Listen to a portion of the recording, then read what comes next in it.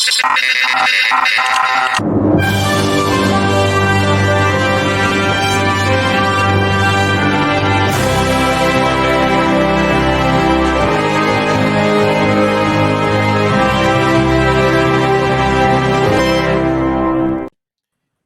and welcome to another episode of Movies That Make Us. I'm Jake.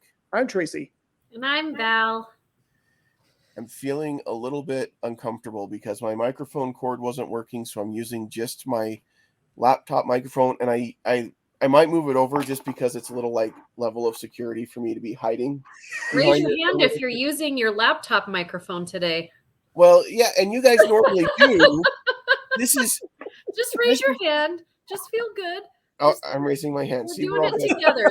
We're doing it because, yeah, I usually am upstairs with my microphone, my headphones, everything. But I've been back and forth to the hospital this week, and I didn't want to go up in a room by myself. So I'm sitting in my kitchen. So I'm just using mine too. Yeah. It's all right every once in a while to just be free range podcaster.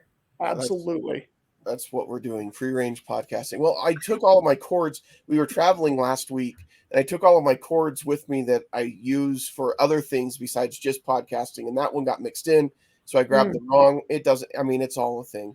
But how was your trip? It was Where'd good. You go? Where are all the places that you went?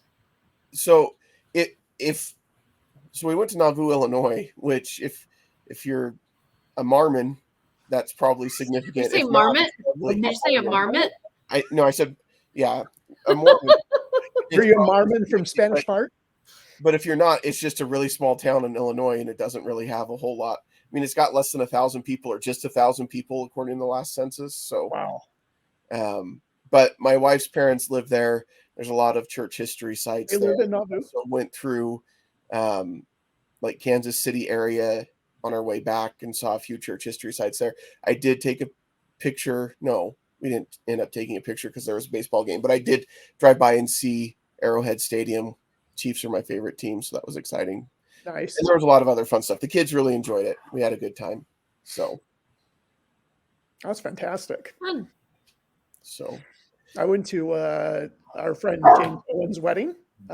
He and the wonderful Ms. Helen got married and went down and saw them. So that was a lot of fun. So, and then Val's heading to Miami. So we were kind of going all over the place.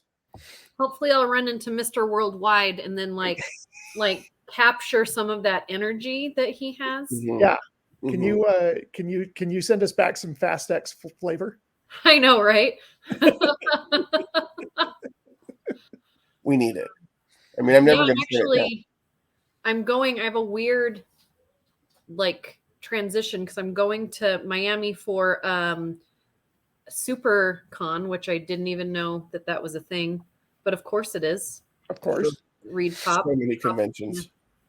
Because they have a MegaCon in Orlando and a SuperCon in Miami. And then I am meeting up with Dave in Vegas because he's going to be tattooing some friends there on his way to drive and see his mom in San Diego for the 4th of July. Nice. So I'm like, I'll meet you in Vegas and then I'll drive to San Diego with you and we can spend the holiday together. And then I got put on an NBA event. So I'm actually going to drive with him to San Diego and have breakfast and lunch with his mom. And then they're going to take me to the airport and I'm going back to Vegas so that I can do this NBA event in Mandalay Bay. That must be the summer league or something like that. I don't know. They just said money and I said yes. Yep.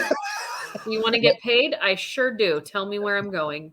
This is the busy season for that convention life, Val. And I just got booked to go to Canada in August for the Fergus Scottish Festival and Highlander Games. That sounds amazing. I'm so excited. So much fun. Like a Scottish festival in Utah. Sure, fun. In the Canadas? In the Canadas. I think that's what everybody calls it. I've heard that pretty often. The Canadas. Because I think they're... Anyway, all the multiple Canadas. There are so many Canadas. There are. Well, that's awesome. That's going to be amazing. That'll be exciting. That's in August, you said? Yeah. Very cool. Wow. Well, my busyness in the summer is over. the rest of the year I'm home basically. So we'll see how it goes, which is good because that gives me some extra time to train and run, which I've been trying to do more of. I did some this afternoon. Good for you. Trying to do a little bit every day and get better every day. So, and we're trying to raise money for American Cancer Society. But guys, those that listen, we need your help. We got to get to the halfway point by August. Like what point in August, Tracy? Are we talking August 1? I think it's like towards the end part of August. All right. So we're going to say August 1 just to give ourselves a little leeway there. Yeah. But we got to get to the halfway point, and we are on our way. We're just not there yet. I think we've raised over. We're halfway to the halfway. Yeah, so we're only a quarter of the way through. Right. We need to get another quarter of the way there. And really, we need to get there quick. And here's the reason why. We've got to raise what we need to raise. And then we've got to get Tracy over the finish line for his dopey challenge because he's got a lot going on there. So he's an overachiever. He is an overachiever. So I'm sitting here fretting over a 10K. Tracy's got that plus the weekend before he's doing another 50 miles. So and I'm doing the half the day after the 10K. So hopefully Tracy makes it back from California. We'll see. But everything you donate goes directly to ACS. We don't get a sliver of it. We're paying for our own hotels, our own flights, our own shoes, all that good stuff. So I gotta go buy some shoes. You've been training. Tracy's got his shoes, and I just ate like one of those big cones from the gas station, like the ice cream, like the jumbo cones. Sure. I literally just shoved that in my face before we started recording. Listen, I'm like, I'm gonna eat this the whole show. It's huge. 2 minutes later. You know, it's important to remember that carbs equal energy, and you can't run 10K. It was also a lot of calcium. Yeah. Yes, which will make your bones stronger. Also good for running, to have stronger bones. You don't want weak bones when you're trying to run. I've also watched so many bad movies this week that I really just needed like something good. I just want to say right now, do not go see No Hard Feelings. Don't do it. And if you do it and you don't like it, don't come complaining to me, because I'm telling you right now, it's a stinker. It's awful. Even that Rotten Tomatoes score is high. Don't do it. Yeah, I don't. Just from the trailers, I was like, Well, yeah, I mean, it wasn't on my list anyway. You guys will be shocked to hear that it wasn't. But I read your review. I don't feel like sometimes movies make my not list that I'm like, maybe I'll break a rule or two to go see. This one, I read Val's review. I'm like, nope, no need at all. What was your favorite thing about my review? Because funny enough, I have people sending me their favorite quotes of my review. And so far, the favorite quote of my review is flaming regurgitated crap. That's what everybody keeps sending me in quotation marks. Flaming regurgitated crap. If you want to know anything about what I think about that movie, it's right there. You've listened. If you've been listening to the show long enough, I have never said that about anything on this show. No, you have not. Those are 3 words that you've never put together and described the movie. It was the most unfiltered review I've ever heard from Val. Like there was not a lot of movie talk. No. It was just me being angry. Like, and you could tell reading the review, you wanted it to be good. This is the kind of movie that you're like, yeah, it would be great if it was enjoyable. It was not. So, and I think that's what was the most frustrating about it, because I think when we watch movies, especially when we watch movies as much as we do, is like sometimes you'll see something that's not great, right? Because they're not all A's. Sometimes they're B's, sometimes they're C's. But even in the C's, sometimes we see what the movie could be. Mm-hmm. And that makes me even more upset, because like when I go into a movie like Jiu-Jitsu, which is also a flaming pile, like I go in knowing that this is going to be a bad movie, but hopefully bad in the best bad way.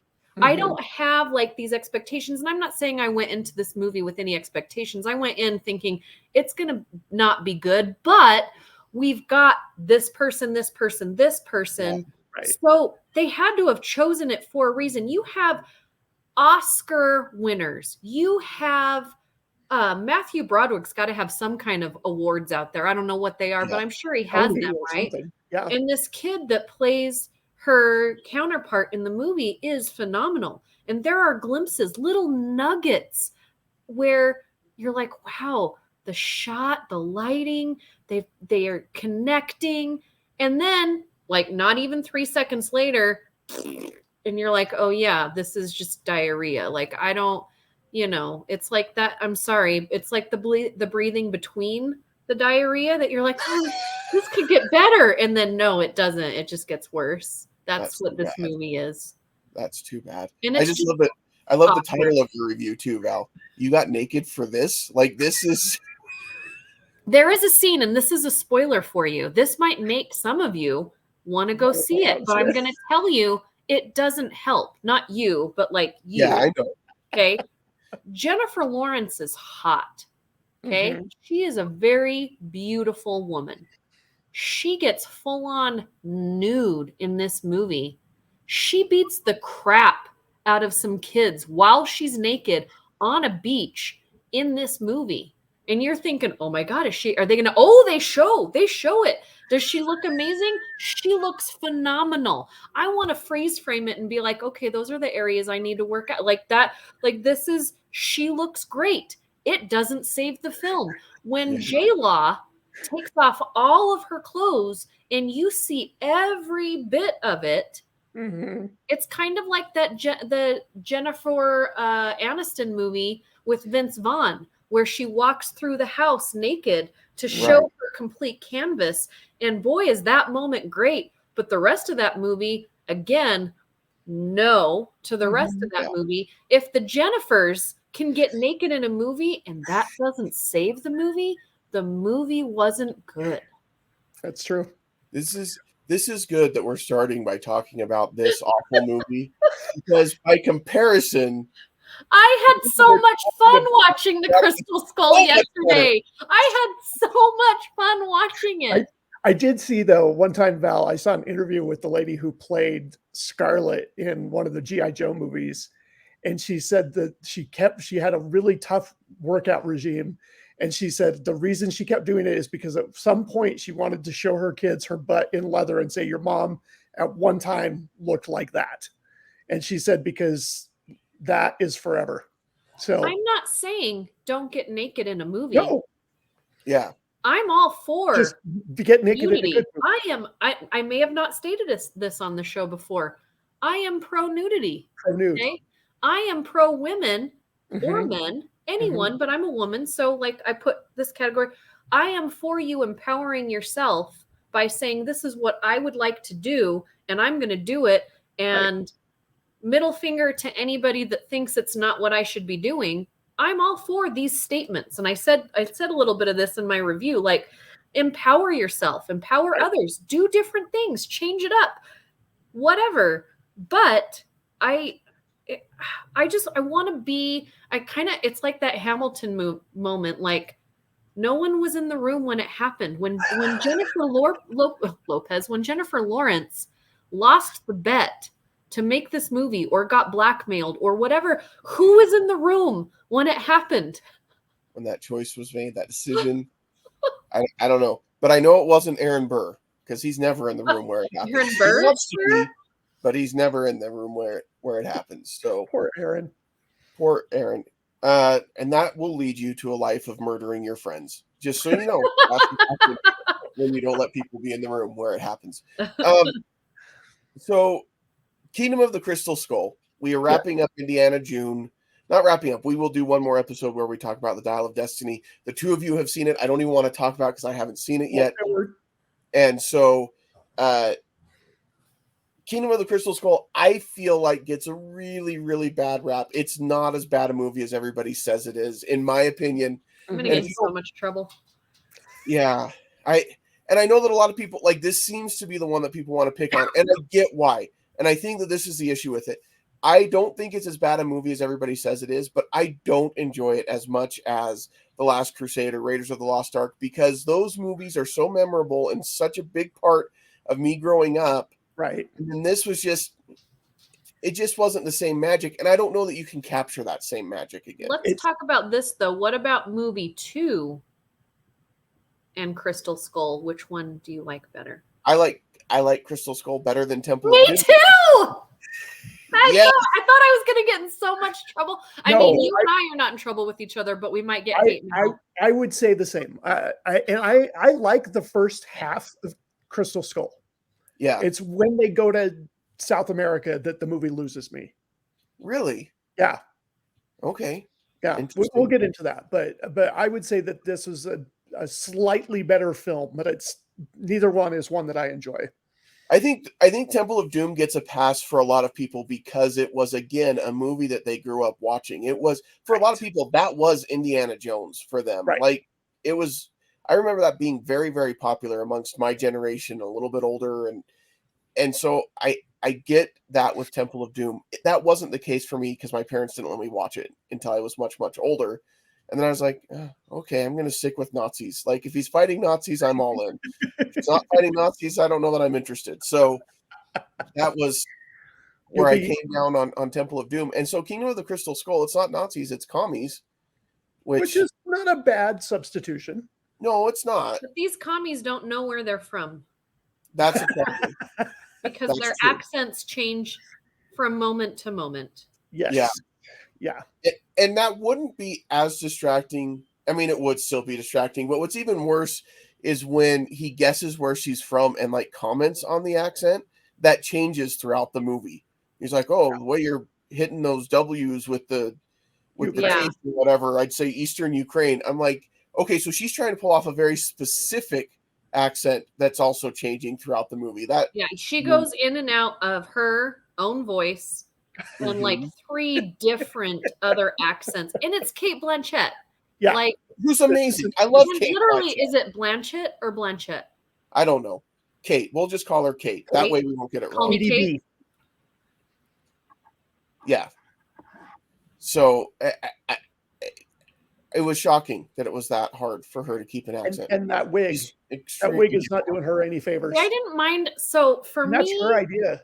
Yeah, for me, I didn't mind the wig or the outfits or a little bit of the hokiness, because I think what happened in Temple of Doom that I didn't like is they tried to be a little too serious further into the movie, where at the beginning it was kind of that hokey thing and then it kind of got serious. But all the Indiana Jones movies, to me, the reason why I love the ones that I love so much is because they're like a mix between a comic book, a superhero movie, and like your teacher that when you actually have that one teacher that you think is cool, that you look up to, or like your dad or your grandpa or somebody. So it's like this real life person that you look up to, plus a little bit of a superhero, plus like this comic book-esque. So it's got to be a little bit like cartoony. So I did love the aspects of Crystal Skull that kind of brought in these like comic book characters. Like she's got an outfit that's never dirty. And it's like the boots. It's and like Rocky and Bullwinkle. Yeah, Rocky and Bullwinkle kind of thing, like, and then like kids that are in the, the soda shop and stuff like that. Like I liked all of that because it is this like make-believe time. Shia LaBeouf and his Marlon Brando. I have to say, motorcycle jacket. I haven't watched this movie in a long time, and 1, I really enjoyed myself. And 2, Shia LaBeouf, when he is given the right whatever, he is really good, and I liked him, and he was believable in this movie. But showing up on that motorcycle and that leather jacket where it's straight out of the Marlon Brando, and I was like, yeah, that's a little too on the nose. Well, but his hat was a little more YMCA than Marlon Brando, so that's why it worked for me. Yeah, it's true. It was a little too, and in that diner scene when it is all the jocks versus the greasers, and they're fighting because they all look exactly the same. Like, okay, well, I guess we're just going all in on it. We're just leaning into the ridiculousness of how this all looks, which is fine, and I don't mind it because here's the thing. I thought about it the first time that I saw it. I think I was like, I just don't know that I could buy into what was going on. And then when I think about it, I'm like, okay, but I could buy into like the other movies, like the Holy Grail and the Ark of the Covenant. And Like I don't have a hard time with that, but this is where I draw the line Right. in his Marlon Brando look. That's No, but other and I think it threw a lot of people off because it leaked pretty early that it was going to be dealing with aliens. And yeah, everybody was like, Indiana Jones can't be about aliens. It's like, okay, we had the I mean, like you it's said, about Jesus. the Ark of the Covenant. We had No the offense. well, I stones. don't We know that a had, lot of people put Jesus and aliens in the same category. Just so you know, as do you far as not watch the History believability, Channel? what's That's that? that whole Ancient Aliens Yeah, thing. Ancient Aliens. Well, yeah, the Ancient Aliens guy had to love this movie. This was right up his alley. He was like, "This is the most historically accurate Indiana Jones movie that's ever been released." Well, and I'm not spoiling anything, but I will say it's going to be interesting to see how people react to the newest, to the Dial of Destiny, because they take a swing in the third act. And I Mhm. was okay with it for the same reason. I'm like, you know what? That's fine. But I think it's going to be divisive to some people. So it's going to be Well, interesting. It's yeah, it's already been because I've been now that I've already seen it, I've read a few things and I It's out yeah, there, but yeah, yeah. I'm hopefully. trying not to read anything because I think that there's going to be the same issue with Dial of Destiny that there was with Kingdom of the Crystal Skull, and that's just it's not Raiders of the Lost Ark, and It's it's not The hard Last because Crusade, and it's this not Temple of movie, Doom. I mean, Crystal Skull came out what 19 years after Last Crusade. Yeah, That's a long time, and I think the problem was is that they didn't try to make this its own thing. They were trying to recapture yeah, the they original. there were a lot of kind of callbacks in it. Obviously, with Marion making a comeback and things like that, there's a lot of callbacks in it, which is fine. But I do think they tried to make Harrison Ford still the superstar action star that he was in the Indiana Jones the first three movies. And it's okay to say, look, he's getting a little bit older. And they made a couple of jokes about it in this, Right, but there was right. stuff he was doing where I'm like, I don't care how old you are. That just seems really still impossible. Yeah. I'm like, as a 48-year-old man, I'm like, I don't think I could do that. Of course, I'm not in as good a shape as Harrison Ford by any Sure. stretch of the imagination. But that's one of the things I did like about the new one is they didn't try and make him do a lot of superhuman stunts. It was like stuff that you could be believable with. So Yeah. Well, yeah. But I think the other thing too with this and with the artifact that he's going after, because he's always going after these supernatural sure. artifacts and things of different religions and different um histories and things like that. And there's always a supernatural element, but I felt like in this one they went really hard on the supernatural part of it. Like we see more into it than we do with Ark of the Covenant, with the Holy Grail, with the chakra stones. This seems like it's a lot like the ending is a little, even by Indiana Jones standards, a little bit over the top. And like I said, I'm okay. I'm okay with the nuking of the fridge. Like I think that that's tongue in cheek. Oh Like yeah, I'm like, absolutely. okay, they point out it's lead lined, so it's like so it's okay. Yeah, They get that close up before he closes the door. Um, it's when they get to South America and we get that really, really, really, really, really awful CGI that the movie loses me. We get those computer generated ants and they're like going into the guy's mouth, and I'm like, I just it doesn't hold up well. Like you look at the Raiders of the Lost Ark, and yes, it's stop motion where the guy's face melting, but it's still creepy. It's still, but yeah. this I was like laughing at the TV last night. And and I think people are going to think 20, 30 years from now that during the time that this movie was made that we like all accepted that this was really good CGI. We didn't. Like this is a fad at the time where there was a lot of CGI that we were trying to do things, but none of it, there's a lot of movies from this time frame that none of them look great with the Right, CGI. right. You, And you I get just want Jurassic that on Park that record. still holds So up, 30 but years from now, if somebody's doing a report in school, they can have a quote from Jake Dietz that said, no, we knew it was bad. We knew it was bad even then. I didn't care. I just didn't. I remember seeing this movie in the theater with my dad and us just laughing and having a good time. Yeah. Like, to me, it was just fun. Yeah, like the accents, I think, is what always sticks out most to me. The ants or whatever. Like, I don't, it's, the but I, monkeys. I really did. I think characters were sincere, like the main characters Yeah. were sincere and believable to me. And I actually loved the fact that it was something different, like aliens, because to me, especially at the time, like the age I was when it came out, I was intrigued, and like with Steven Spielberg with his history of alien movies, and what he like to me, I was kind of like, okay, this is, something new and fun. And it was kind of a little bit scary when I first saw it. It was like, when they just kept giving her the information and giving her the info, like, so it's okay, well, you got what you wished for. And, so Yeah. it was, I don't know. I enjoyed it. Even Well, and all the cheese and all the bad CGI.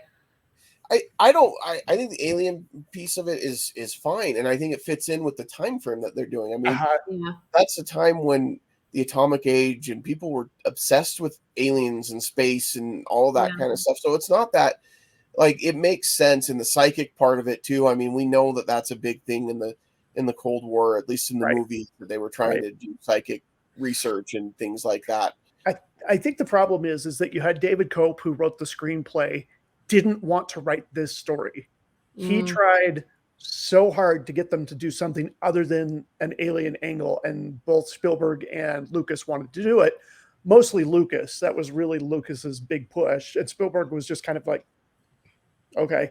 But Cope has said that he was not interested in writing this, but he wrote it anyway, and I kind of get that feeling at times with this. Yeah, and that's hard. I think when you have somebody on your creative team that's like, I'm just not on board with this, and you are convinced that's the vision you want to put down, whether it's a book or a story or a movie or TV, like, then maybe you need other people on your creative team. And that's like, not a why dig. wouldn't they get a different writer? Yeah, exactly. And that's not a dig on him as a writer. They need to be like Tom Cruise. Wait, you don't want to give me what I want? Then I'll go find somebody that will. So Yeah. yeah. But at the same time, if I were him, I'd be like, I don't want to miss my opportunity to write an Indiana Jones movie. Right. So And if I remember correctly, he's friends with both of them, but well, yeah, they're all friends. Yeah. They were all in the room when it happened. Aaron Burr not there, but the three of them absolutely were there. So. One of my other problem is I like in the other Indiana Jones films where he, like, you see him figuring things out. Like he figures out the puzzles, and then we are coming along with him. And in this one, it was just kind of like John Hurt, not William Hurt, would say some cryptic line, and he'd be like, aha, and he would just know what it was instead of having and I felt like there was more of him figuring things out here than the new movie. See, I liked in the beginning of the movie when they're trying to find where, the artifact is, and he is doing, and they're all running through. And then when they get to South America and they go into where his friend was staying, and they were going through all, like, I felt like I got enough of that.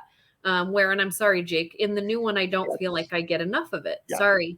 But so to me, I felt like they did go back to that, because I think that's also something that they're missing in Temple of Doom. Yes. Is that there's not enough of that seeking. But I think in this one, I got enough for me. But I think there's definitely more than in Temple of Doom. I think it's when they get to South America, it just seems like he'll say some cryptic puzzle, and then Indiana Jones is like, oh, we got to go through that waterfall. It's like, so I will say, and I watching the movie again, and I was paying attention, so this isn't like I wasn't paying attention. But as they're chasing through the jungle in the duck and in the trucks and all of that stuff, there was a moment where I was like, where are they going? Like, where are they trying to get to? Are they just trying to get away and they're just chasing them, and then they end up at their destination? I'm like, oh yeah, that's where they were trying to go. So I think that's where a little bit of that hunting piece was missing for me, because it was kind of, they just kind of happened on it. Oh, look, there's the skull that the water's coming out of. Oh, that's what we need to get to. Yeah. And there were bits and pieces in there like that they throw in, but it feels like it's kind of like if you blink, you miss them. Like when they're like, oh, 3 drops, and like, okay, so they are on the way to this place. I thought they were just trying to get away from the Russians and the Ukrainian lady. Okay, so the henchman, the big henchman guy. There's one scene right at the very beginning where I'm like, oh, that was just so. I love Steven Valve. Just let him know. But there's one little scene where I'm just like, that just did not go as well as they thought it was going to. And it's when he gets out of the car and he comes up and he's saluting them, and they're like, "Sorry, sir, even you, we can't let in, whatever." And then he just crouches down, and then all the guys like in unison come out and start shooting him. And I loved it. I loved it so much. I love the campiness and the hokiness. Like, that doesn't bother me. This just seemed like it was too much. To me, it was like this choreographed like moment where the dancer goes down and everybody else goes, except for they came out. I want to say to me, I love it every time I see it. And then he's like, "I'll just finish tying my shoe." Yeah, exactly. But to me, I love it because it is so 50s movie. You know what I mean? Like, it's so choreographed. It's so Gene Kelly of a henchman. They're like in a Moscow dance studio, and they're like, "And 3, 2, 1." That moment was a little bit weird, but I do like him as a henchman anyway, and I like their rocket ride that they take, and you've got both of them with their faces stretched way back, and there was just so much kind of sitting there. fun. Yeah. Well, and I like the fact too, and the new movie does this as well, is that they wanted to dye Harrison Ford's hair, and he was like, "No, I'm the age that I'm at, and that's okay." And I like the fact that they had that, and in the new one even more so. That, like I said, they don't do a lot of things that he couldn't physically do in the modern at his current age. Well, and I like that they let Marion be her age too. Yes. Mm-hmm. Beautiful. And a lot of times when you bring in somebody and you want them to look more similar to what she looked, no, let her be older, because it's, Harrison Ford's aged well, she's aged well. Like, it's okay to let people look at age. Good chemistry together. Yeah. Well, and Shia and Harrison have good chemistry together. Yeah, Shia is not the real problem in the movie, and I do think it gets a much worse rap than it deserves, but it's still not a really great movie, but it's okay. I think in every franchise there's a movie that is like popular to hate that one movie. Yep. And this happens, like, it became out as, oh yeah, this is the punchline movie, and it just stuck to that. Well, and I think part of the problem is like I said, it's 19 years later, so you have these people who grew up on these other movies, who love these movies, who this is an important part of their childhood and their memories, and then they didn't quite capture what you thought they should have captured, and then therefore you hate it. Yeah. It's the Star Wars syndrome. I mean, it really is. Like, I'm the VHS generation when it comes to Star Wars. I watched the original trilogy over and over again on VHS. And then when the prequels came out, we had thought so much about it and talked so much about it. And what is it going to be like? And what is it going to look like? And it was, 16 years later that the prequels started coming out. And it wasn't what we pictured. And there was so much other stuff out there, comics and other things that were out there. And then it wasn't that at all. And then you're like, but yeah. Like, it took me a longer time to go back to the prequels and be like, they're not as bad as I thought they were when they first came out. Attack of the Clones. Except for that one. Attack of the Clones, which is still my least favorite Star Wars movie. No, Rise of Skywalker might be my least favorite Star Wars movie. Those two, yeah. Those two can duke it out. I'll figure it out later which one's worse in my mind. But I think it's kind of that same thing. We have this expectation for what it's going to be like and what it's going to look like. And then when it doesn't, then there's that disappointment, and then the anger and the mockery sets in. Yeah. Plus, like I said, I think the aliens threw people, and I don't get why. It's like, if they can go after the Holy Grail, if you have voodoo priests and you have people ripping hearts out of chests, I mean, aliens is too far. Right. That's too much. I don't understand that either. I do think it is a little bit of that, though. Like, when I remember seeing The Last Crusade on the big screen, and it was massive and huge and amazing. I was a lot older when I saw this one, and so it wasn't as massive or huge. It was still massive and huge and amazing, but just not the same magic. And I wanted it to be that same magic. But it's like, we went last week and we drove through the town that my in-laws grew up in. And my father-in-law said, yeah, this town was a lot bigger when I was smaller. Yeah, that's how. Well, and I also think you need to remember this, Jake, and it's super important. And I think we forget it a lot as we get older, is that when you get older, you're less fun than when you're a kid. Yeah. You can't be expected to have as much fun because we're boring, stupid adults now with like rules and responsibilities, and we pay bills and just tell people to get off our lawn. I did that yesterday, and I don't even have a lawn anymore. Like, it's just, we're not as much fun as adults. So we can't be considered, we can't take it personally when we don't have as much fun at the theater. And you've probably got a bunch of, mid-20s people who this was their Indiana Jones, and they're going to compare the new one to this, to Crystal Skull. All really 5 of them.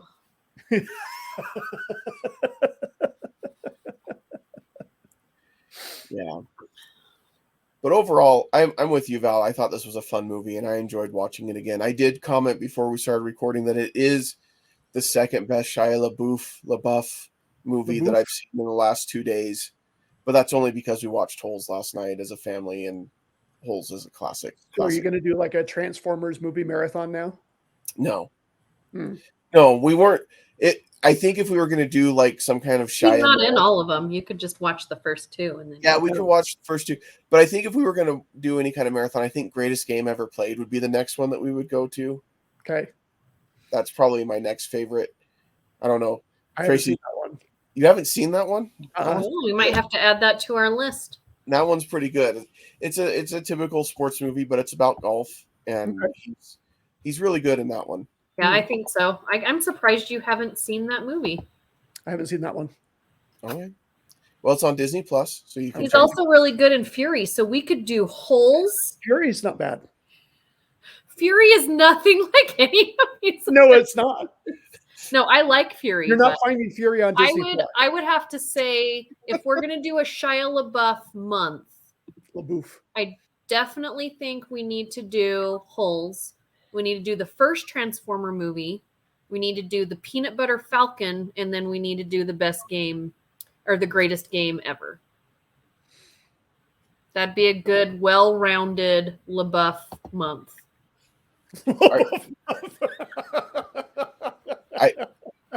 It's weird that this has all of a sudden become a LaBeouf month that we're talking about doing. This is how we organize our shows, folks. Can we tease it by playing the music video about the real life cannibal Shia LaBeouf or whatever it's called? What? I don't know what you're... All right. Well, I'll get that sent over to you guys because if you haven't seen that.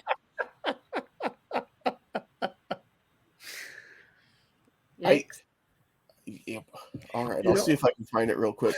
Your grades.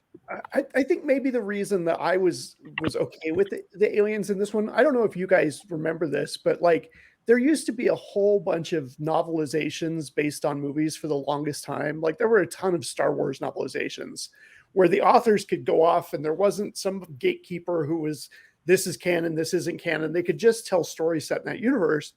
And they did that with the Indiana Jones book. And I remember reading one where he found the lost kingdom of Atlantis. There was just like all these different stories. And so when it was like aliens, I'm like, okay, I didn't have a problem with that at all. But just like young Indy. Yeah. And those are on Disney Plus now too. Yeah. I haven't seen those in a long time. I need to go back and check that out. This is really compelling show right now, Jake. We leave it to you, Jake, to compel people to listen. And when you're muted, so I'm muted so that when I found the video to get ready to share with you guys later, which doesn't need to happen right now, but squirrel. And so no, but I was riveted by your conversation. I don't know what you're talking about. Yeah, it was stunning. Yeah. All right, so then the new movie comes out next weekend.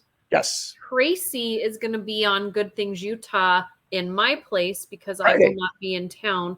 I will, however, still have my written review up on my website, but then the following week, we're going to give you a week to go watch it.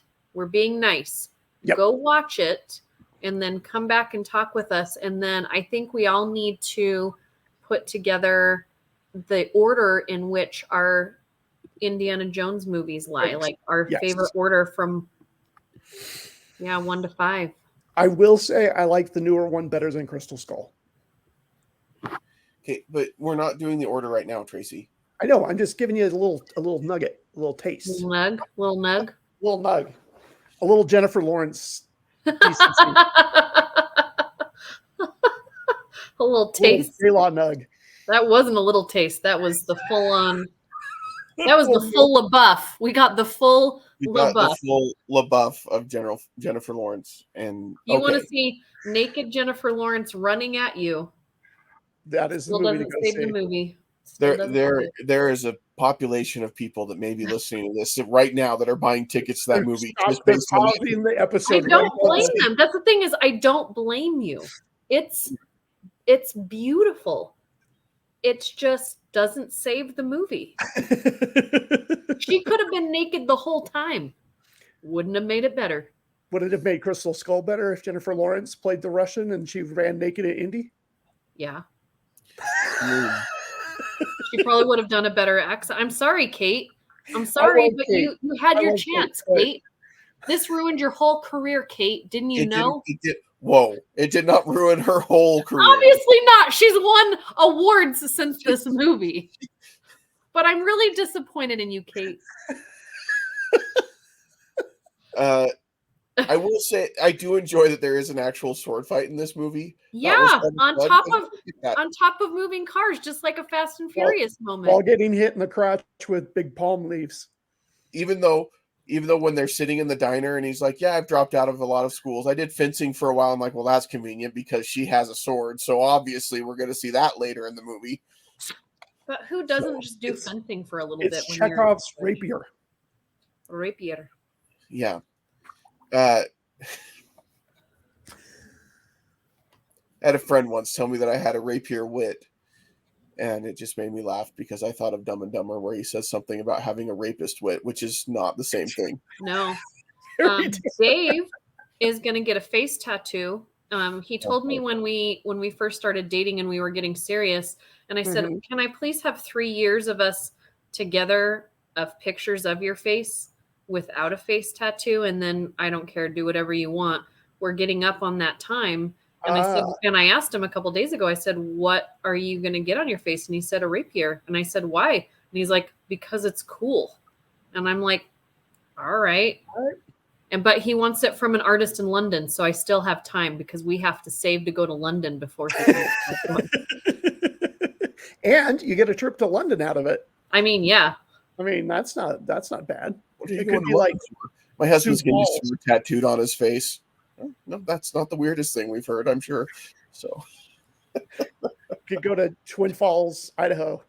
Yeah. Yeah, not as exciting. I don't understand the Twin Falls, Idaho reference. I'm just saying, as comparing to having to go to London to get a tattoo, like there's a guy in Sioux Falls, or there are a lot of artists here. He just has a very specific artist. Sure, that's what I'm saying. Does this very specific art. If there was a specific artist, but it's in like Podunk, Nebraska, then that's not as exciting as London. I'm gonna look up and see where Podunk, Nebraska is. I want a sticker. It's the whole state. I want a sticker that says Podunk, Nebraska. I flew into Lincoln, Nebraska, and it literally has 2 gates. Yeah. That's the entire airport. Now, I will say Lincoln, for Sander fans like myself, Lincoln is a special place for us because that's where the Brandon was born. Mm. The Brandon. Like the Gyllenhaal? Yeah, I like the Gyllenhaal. Yeah. Okay, so his head's not as big as Jake's, though. Well, no, his head's huge. You can't. Yeah. Okay, so before we grade, there were 2 things I wanted to ask you guys. One, did you see Kraven the Hunter trailer? Yes. Mm-hmm. How can Sony do such good work with Spider-Man animated films, but can't do anything else in that universe good? It's just the budgets don't all go in the same place. Just the favorite child always gets a little bit more in their allowance than the kid that they don't like as much. I feel like someone has forgotten to tell them that as far as live action superhero movies go, we have moved on from the late 90s and early 2000s, and you can actually put effort into these now and not, because to me, it's very much like in the same vein as the old Blade movies or the old Punisher movies that just, And I think Russell Crowe, if they say to him, "You can do a weird accent," then he's in. Like I Thor: mean, Love there's and a Thunder, few actors and out there. then the Exorcist, the Pope's Exorcist, and now this Craven the Hunter. I feel like Russell Crowe has finally decided to just hit the point in his career where he's like, I'm just going to do whatever I want. Like whoever's going to pay me and it sounds fun. Mm-hmm. Like It's the you Ben want me on there Kingsley. for a couple weeks and you're going to pay me a large amount of money. I'll be there. That sounds fine. Yeah, I get to do an accent. You pay me. We're good. Yeah. You want me to dress up in a little dress and be Zeus? I'll do it. I don't care. Nothing to prove. I was disappointed in the first episode of Secret Invasion, but we'll see how it goes. I think I told you guys this. I've seen the first 3. It is a slow burn, and it is story heavy. And if you haven't seen, this is one of those that if you haven't seen specific things or you don't remember, like I would recommend if you didn't see my review, I'm sorry. If you have not watched Captain Marvel in a while, if you have not watched Infinity or Endgame or I would even say Captain America, the first 2, like there are things in all of those and Falcon Winter Soldier, all of those leading up to this that's going to lead us into a bigger picture that's coming. But it is story heavy. This isn't something that you're going to go into because you just want to see some flashbang, superhero stuff. It is a slow burn. Yeah, it's very, very, very slow. And there are people that I've talked to about it that have seen what I've seen, and they've seen all the things I just told you, and they're still lost a little bit. I'm not lost, which is crazy because I had the memory of a goldfish, and which sometimes is good to be a goldfish. But I didn't have an issue. Like I was putting things together just fine.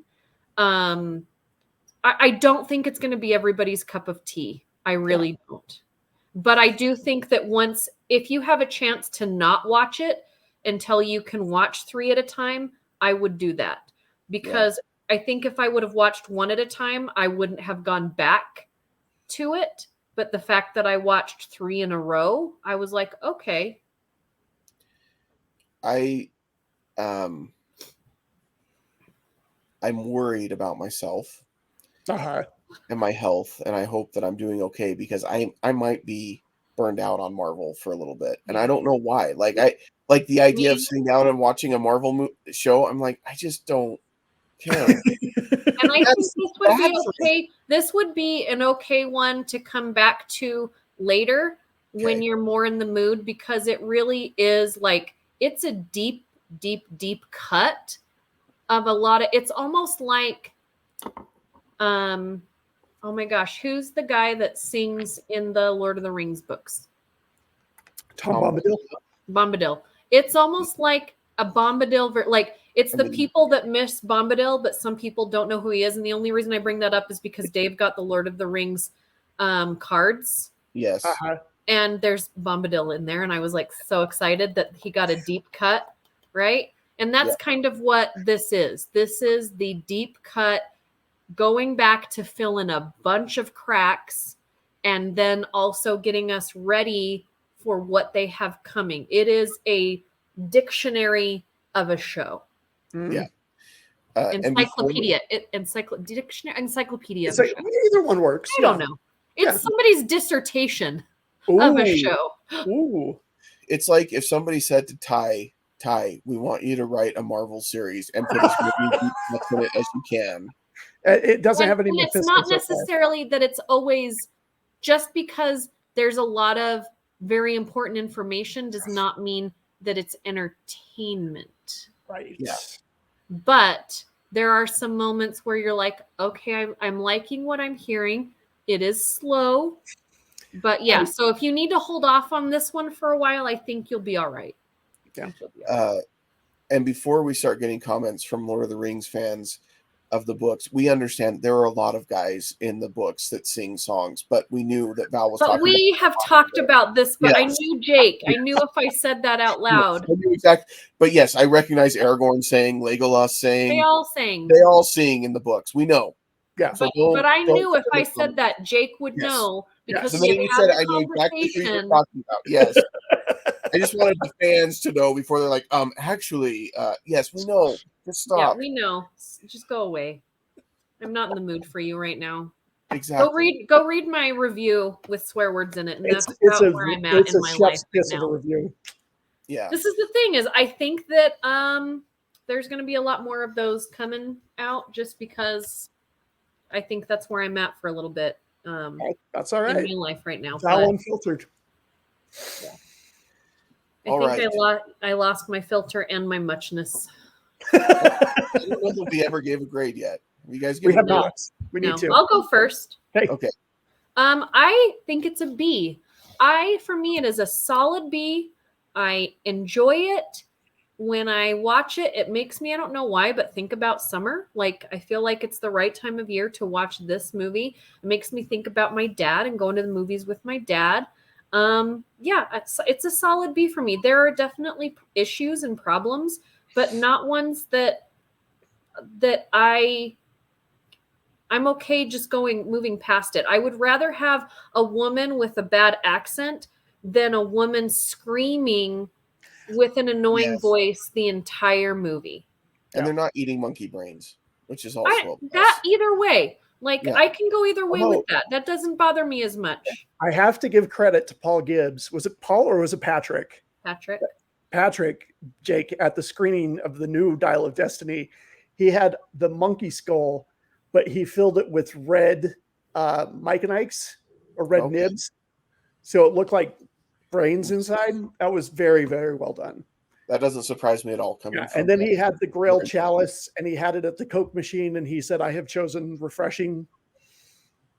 Yeah. So Like it. props to him for that. Except I'm pretty sure it was a Pepsi commercial that had the I'm sure it was, but I just feel like it's wrong to put Coke in there. Megaplex doesn't have a Pepsi machine. I understand, but For the sake of the joke, Yes, Jason would have just it's- walked right up and smacked that right out of I it. would've- You I- chose wrong. Pepsi You goes in there. chose wrong. You chose Flea. I'll go next because I know Jake will give it a better score than I will. I don't remember what I gave Temple of Doom. I'm going to go C+ on this one, just because just the CGI. There's something about it. Like I said, in the second half, I'm okay with the first part. The whole throwing the metal in the Area 51 and having the arc in there, I was okay with all of that. Nuking the fridge, which a lot of people hated, I was okay with. There's just something when they get to South America where the movie just goes off the rails pretty much for me. And just that CGI is just so hard to look past. It's just really, really. You're going to have a problem with the new season of The Witcher. See, and I haven't seen any of The Witcher. There's some CGI issues. I mean, it's not as bad as Quantumania. Let's be honest. That's still the worst CGI movie I've seen all year. Oh my god, 100%, including this one. So I don't know. It's my least favorite. Or, well, probably Temple of Doom is a little bit lower, but they're pretty close to me. So yeah, I'll go C+ on this one. I know it's off topic and we should just move on, but I do not understand how Guardians of the Galaxy Volume 3 and Quantumania came from the same studio with the CGI. No the name is Sony. Like, No clue. yeah, that you Yeah, can have. I don't get it. I don't Because get it. if you went, let's go back to the Coke, if you went to the Coke factory and you opened 5 cans of Coke and they weren't all equally delicious, who are we going to hold accountable? I think I was at the Royal Crown Cola factory. I grew I'm up on just saying, RC Cola. Like, why Yeah, isn't it consistent? If you're going to make a movie that relies on CGI, you better be at the top of your effing game. And I'm saying this to a company that I love a lot. I think what happened, we'll double back to what Val said earlier, is the favorite kid got the more of the allowance. Yeah. Yeah, maybe. So don't even make the movie. Yeah. Or make it in a different way. Or hold off until you can get those done. DC does a good job staying consistent with their CGI. It's just crap all the time. Consistently awful. So maybe James Gunn can work on that. I'm going to give it a B. I like Kingdom of the Crystal Skull, and going back and watching it again after a few years, since the last time that I saw it. I was like, I enjoyed this more than I thought. There's some great lines in this. Like, I love the scene where they're in the not quicksand, because he goes off on a lecture about the difference between quicksand and a dry sand or whatever. And it's like, this is not the time, but I love those moments. I also love that they threw in the line about bringing a knife to a gunfight. Like, there's some good lines in it. It's fun. I'm much more likely to sit down and watch this in one sitting than I would be Temple of Doom. So I'm going to give this a B. Okay. So I do want to say too, like, if say you're tired of, maybe you need a movie break. I know that's weird coming from us, right? But I just got done listening to a fantastic book about making movies, and it's Tom Hanks's book, The Making of Another Major Motion Picture Masterpiece. And I listened to it, and it's Tom Hanks and like 7 other actors who voice through this. And it is such a good book about making a superhero movie based on a comic book. Okay. Interesting. It's really good. That sounds great. That's funny you say that, because I also just finished a book about making movies that I really, really enjoyed that everyone should check out. We're twins. I just finished As You Wish by Cary Elwes, and it talks about his experience making The Princess Bride. Also a lot of fun to listen to. Nice. Excellent. Tracy, what do you got? Bring something to the table here. It's not one I've read recently, but I would recommend Creativity Inc. by the founder of Pixar. Sure. Yeah. That's really, really, really good, interesting stuff in there. It's about how they built Pixar, but a lot of their philosophies behind it. And it's going to be interesting. I haven't seen Elemental yet. It's on my list. But I think that's a studio that's a little bit in flux. So it's going to be interesting to see if they can find their footing again. Yeah. Well, there you go, guys. Kingdom of the Crystal Skull. We will be back next week with Dial of Destiny. We'll let you know what our thoughts are there. Tracy, you'll get a preview of his thoughts on Friday on Good Things You Talk. Friday morning. We'll post it online as well, because a lot of people will be at work. So, yeah. And until next time, check us out on Patreon. Go join our Patreon, and also donate to American Cancer Society if you can. Every little bit helps. We are trying to we've got to get to 1,100 by August. So anything you can do to help us get there, $5 helps. $1 helps. If that's what you can do, that's what you can do. So absolutely. And I got to tell you guys really quick, being on the Facebook group with some of the ACS people, there are people right now who are just finishing radiation and chemo treatments who are planning on running come January. It's inspiring to see these people who are like, I'm gonna go, and even if it's the 5K, they're finishing chemo and they're going to go do this, and they're raising money to help fight cancer while they're going through it. It's incredible, and cancer affects so many people. $5, skip a copy, skip the Danish, drop it in the coffers. Let's get this done. Yeah, absolutely. We appreciate your support, everyone. Thank you for listening. Thank you for watching. And until next time, have a great week, I guess. We'll go with that. Sure. What was the line from the movie today? Trust me, I'm a mathologist, or what was the mathlete? Mathlete. Trust me, I'm a mathlete. Mathlete. I saw that and I was like, we should use that. Yeah. So now that'll be our new. We're all good at math. Sounded like a good tagline. Trust us, we're a film lead. No. All right.